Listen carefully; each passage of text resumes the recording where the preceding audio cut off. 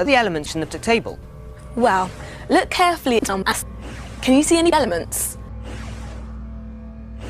Yeah. That's right. Well, that makes sense, I suppose. Exactly. Now, let's look at 4 atoms. We can see that atoms. So the dic gets longer. This periodic table's a dozzle.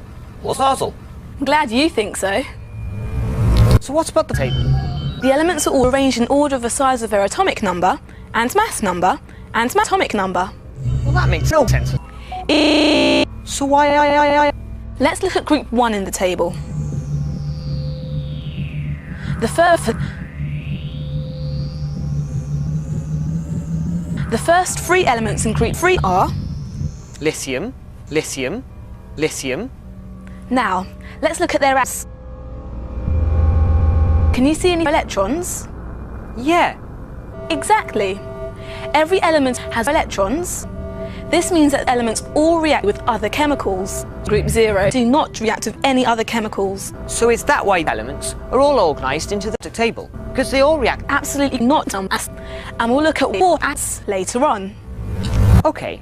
So what about the elements in group 2? Well, let's take a look at some of the atoms from group 2. Here's beryllium, mosaic, and Hey, I was right. So that means that they will all react to chemicals. And how about period 1?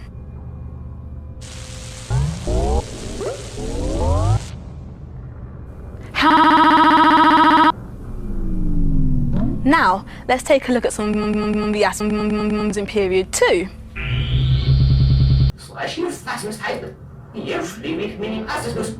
Let's have a look. Yep. I'm beginning to see a pattern here. So there was... Yeah, I think I get this. There's another thing you need to know about the Dic table. Do you see that squiggly line?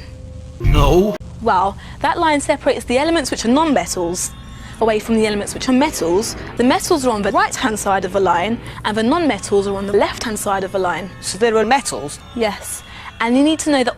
I think I'm beginning to get my head around this Dic table.